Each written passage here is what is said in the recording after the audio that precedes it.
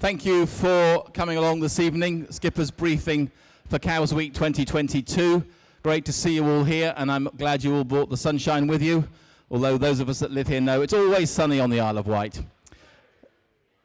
I'm not going to go through the sailing instructions line by line. I'm assuming that everybody has read them, but I will do a little Q&A at the end. There's someone here who's already shaking his head who may not have read all the sailing instructions. I'm just going to point out a couple of things that are in the amendment and a couple of things that may or may not happen just in terms of the way the regatta will run. So we didn't publish start times in the sailing instructions deliberately, so I hope everybody has got the supplement to the sailing instructions, which is the start times. Separate piece of paper that was in your pack. That is the best guess as of today as to how the sequence will run all week. If we are going to make a change to the start sequence, which we might do if the wind is either light or particularly strong, we will announce it the night before as an amendment, and it'll come out on your app. So your app will automatically update with your new class start if we make a change. But at the moment, that's our best guess as to the start.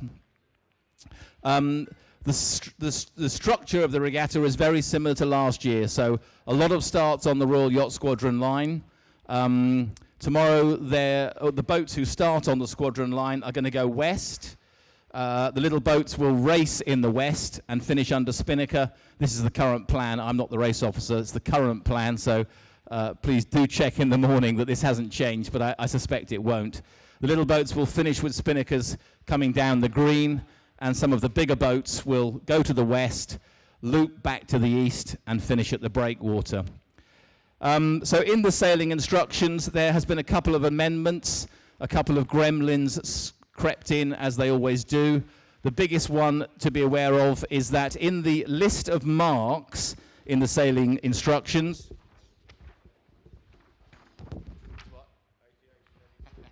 okay, that gentleman has read his sailing instructions.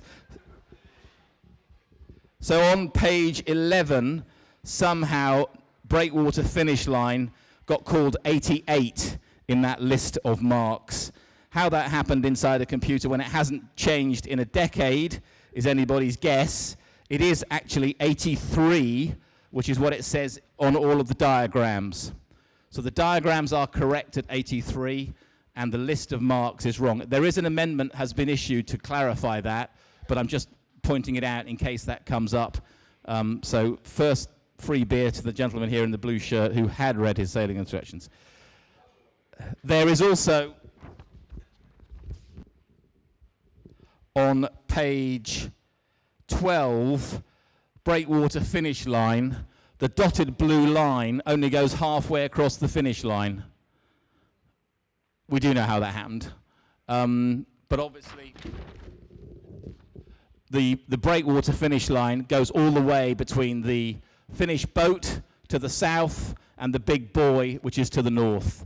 So that dotted blue line needs to be extended. Yeah, so the Breakwater finish line goes from that committee boat, which will be anchored fore and aft, just off the Breakwater, and it goes all the way north to 8G Gamma. 8.3 is the definition in the app and on the text message for where you're going.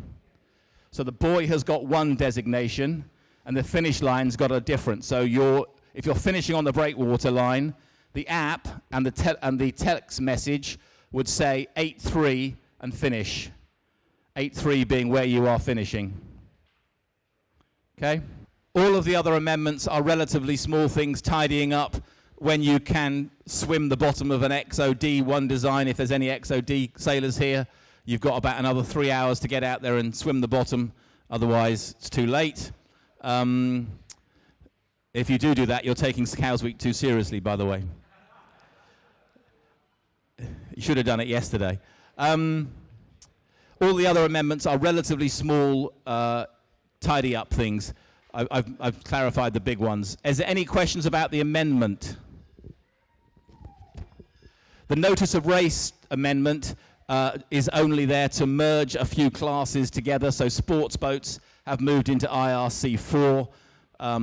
they're all self-explanatory. I don't think I need to go through those. So for those of you who haven't done Cows Week before, there are a couple of restricted areas that you need to be careful of. For everybody who has done Cows Week before, we are sticking with the furthest north line of small boat mooring buoys being the exclusion zone. Going back 5 or 6 years, the exclusion zone was randomly inside the small boat moorings, just outside the breakwater. You need to keep clear of all of the small boat moorings. You need to keep north of all of the small boat moorings. There will be a blue floating mark on either end of J Row. We will have a rib there patrolling, and a flagrant infringement would certainly be dealt with. If you slip over by 6 inches, you'll probably get away with it. But we will have a patrol rib there. It's a safety issue. You've got people trying to rig their boats. If you go through it, not so much tomorrow, but when we have a running start, if you go through it with the spinnaker pole back, it's just too easy to catch someone's shroud or to cause wake that knocks people out off the boat. So please mind that one in particular. We did have to penalise people last year.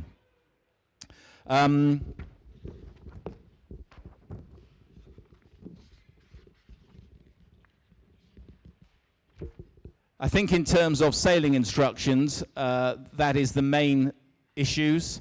We are sticking with the 5-minute rolling start sequence. Please be considerate to the fleet starting ahead of you.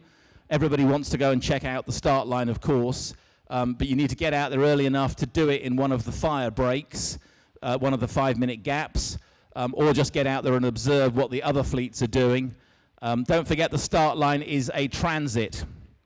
It is not the distant buoy. It is not Alpha Buoy to the north. That moves on the tide. The start line is a transit from the Royal Yacht Squadron, and that floating Alpha mark to the north is just showing you where the outer distance is, the outer end of the line. But it is not on the line. It never is really exactly on the line. Socials. Tomorrow we have got the Mount Gay opening party. You're all invited to that, obviously.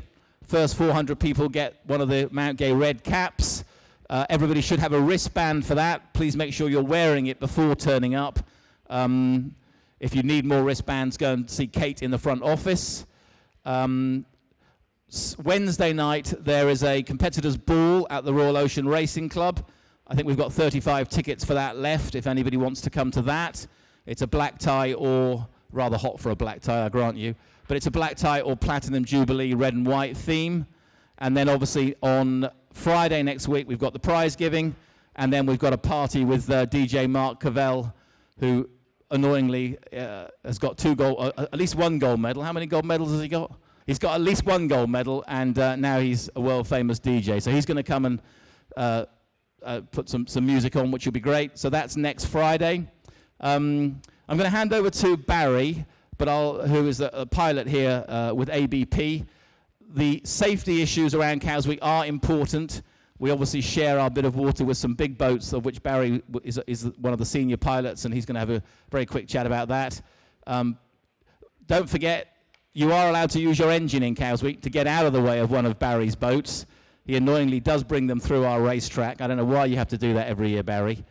But he does bring them through, and if there is no wind, you are allowed to use your engine, get out of the way. Please don't get run over by Barry's boats. And when you've put your engine on, you go back to where you started from, declare it to us, and we'll take it to the jury, who will take into account the circumstances. So I'll come back and do any Q&A in a minute. Barry, we'll just have a little chat about safety. Lawrence, thank you very much for allowing me to address everybody this evening. As Lawrence said, my name is Barry Sadler. I've been a pilot here in Southampton for around 20 years now, and involved with Cows Week for all of that time. Obviously, we have, as Lawrence said, some really large vessels coming through the area, and we know that we can coexist with you guys and the racing, but I'd just like to bring to your attention just some of the things that we look for as pilots, and some of the ways in which you can avoid getting into trouble during Cows Week and impeding us as we bring these large vessels in. I work for Associated British Ports, and Associated British Ports are the statutory harbour for Southampton, which extends all the way down to just outside of Cowes. Chances are when you're racing, you'll be racing through our statutory area. You'll certainly be racing through Cowes' statutory area, and if you head off too far east, you'll end up racing through Queen's Harbour Masters statutory area. All of us, as a joint organisations, have a duty to ensure that when we run big regattas like this, we can safely bring ships through and, as I say, coexist in the same area of water. The way we do that is we put a pilot on the starting platform, and when we bring these large ships through, we can liaise with the race committee, and we can either ask for a postponement or slow the ship down, either way, in order to bring the ships safely through the start lines. Those of you that are returnees to Cowes Week will have seen it happen on numerous occasions. It's done safely, under control, and with everybody's well-being in mind. However, when we're not controlling the ships, you have an obligation to ensure that when you're racing, you do so safely. With regards to that, let me just tell you that the largest vessel now that we have coming in and out of the port of Southampton has grown since last year. It's now up at 400 metres long and 62 metres wide. It displaces somewhere in the region of about 290,000 tonnes. So it's not a small ship. We can bring these ships through safely, but in order to do so, we need you to take into account quite a few things. In particular, the area to the north of here known as the Thorn Channel. Now, I encourage you to look at your sailing directions and look at the diagram that we've got there regarding the Thorn Channel. The Thorn Channel is an area to the north of us, as I say, with a big S-bend in it. And that's one of our most critical areas. When we're taking ships through there, we are very, very constrained. Like, don't want to tilt your attention, like that big one just passing the window there. We are very, very constrained in our ability to leave that channel. And therefore, we need the channel to ourselves for obvious reasons. Because of this, we have brought in something called a moving prohibited zone. Moving prohibited zone basically means that on all ships over 150 metres, you must stay at least 1,000 metres ahead and 100 metres either side of that vessel. If you come inside that zone, you will be breaking our bylaws, and if our Harbour Masters launch is nearby, expect to get your collar felt on that one. But that aside, some general advice regarding large vessels coming through the area. If you see a big ship, and you all turned and looked at that ship out there, and they're not difficult to see, they're quite big, you can see them coming from quite a way off. If you see one coming, please try and plan ahead. Okay, the worst thing you can do to us on a big ship is approach us to give us cause for concern. Take some nice, early, positive action. Yep, don't wait to be told to get out of the way by the Harbour Masters launch, because by the time you've done that, you've come too close, and we will be getting very, very concerned about your presence. Plan early, stay clear. As I say, we will be timing the ships as best we can to come through the start so we don't interrupt Lawrence's sequence. Sometimes that's not possible, and sometimes it means that we have to adjust things. Secondly, something pretty obvious to say to you. If you can't see the ship's bridge because it's obscured by anything, obscured by the superstructure of the ship, or obscured by containers, then the ship's bridge cannot see you. And always bear that in mind. You may think that you're a long way off, but if you look up at the ship and think, I can't see the ship's bridge, I can't see where they're driving that ship from, we obviously can't see you. And that starts to worry us as well. So please bear that in mind when you look up at the ship. If you can't see us, we can't see you. We do have a Harbour Masters launch that goes around. Call sign is SP. He's the enforcement man on the water. If he sees any of our bylaws being enforced or anybody impeding a vessel, he will come up to you, he will have a word with you. Hopefully, that's as far as we go, because at all three statutory harbour authorities, we are more about education than litigation. So we will come over and say, that wasn't particularly clever, please don't do it again. In the most serious of cases, however, we will have to go one step forward and start to enforce some regulations on you. Please don't let it get to that. It never does, because you guys are always very, very well behaved here in the Solent during this very large regatta. You spot us coming and you keep out of the way early. Finally, last thing for me to say is I can give you some important bits of advice tonight, but we do have a new leisure guide which is available on our website. I'll speak to the technical guys and I'll try and get the QR code up there for you to have a look at it. It's a new publication. It's got lots of good advice on it, and it reinforces a lot of the things that I've said this evening. If you could have a look at it, it's a PDF, so you don't need to buy it or collect it or have it as a piece of paper on you. You can use it on your phone, and you can refer to it just as a quick PDF. Thank you all very, very much for your attention, and thanks once again, Lawrence, for allowing me to speak to everyone. Thank you.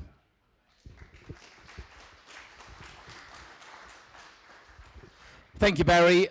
We do have a great relationship with QHM and with ABP. Let's keep it that way. I want to just finish off with 3 quick things. Don't forget, we are time penalties, not 720s. I've made that mistake myself, done a 720 for hitting a mark. We don't do that. It's take a time penalty, report it to the protest committee, and take it up front. Channel 22 will be announcing the course for the boats starting on the Royal Yacht Squadron line each day 20 minutes before their start. So the course will come out on the app, ideally 30 minutes before your start. But if you're on the RYS line, because the 5-minute start sequence keeps rolling and rolling and rolling, we have a second channel, which is shown in the sailing instructions, channel 22. They will announce your course on the Yacht Squadron line 20 minutes before your start. If nobody's using that, we'll drop you doing it next year, but we introduced it last year as a sort of customer-friendly idea, so please come back to us if you do use it, but it is there for your benefit.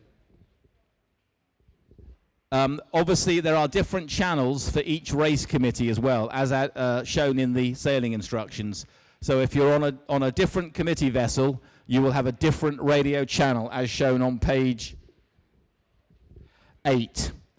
So tomorrow, the Red Wings have got 2 races, and they will be on committee vessel 3 on channel 5. Any Red Wing sailors here?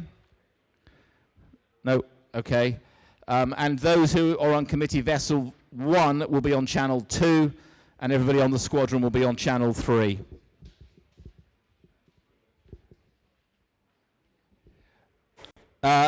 The best way to declare is the app. About 92% of people declared on the app last year. Strongly recommend using that as the way to declare, and do that as soon as you can. If you are not going to race for any reason, please do say so on the app. There is a button that says not racing.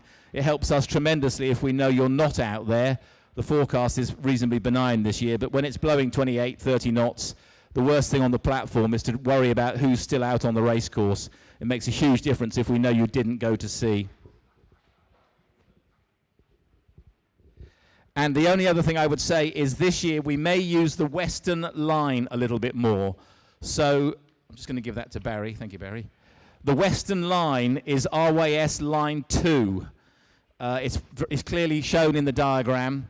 If the breeze goes northerly at the end of the week, I'm trying to encourage the race officers to use that line, which is angled more to the west, because it means that you can have a reaching start without the windward end being the only place to start.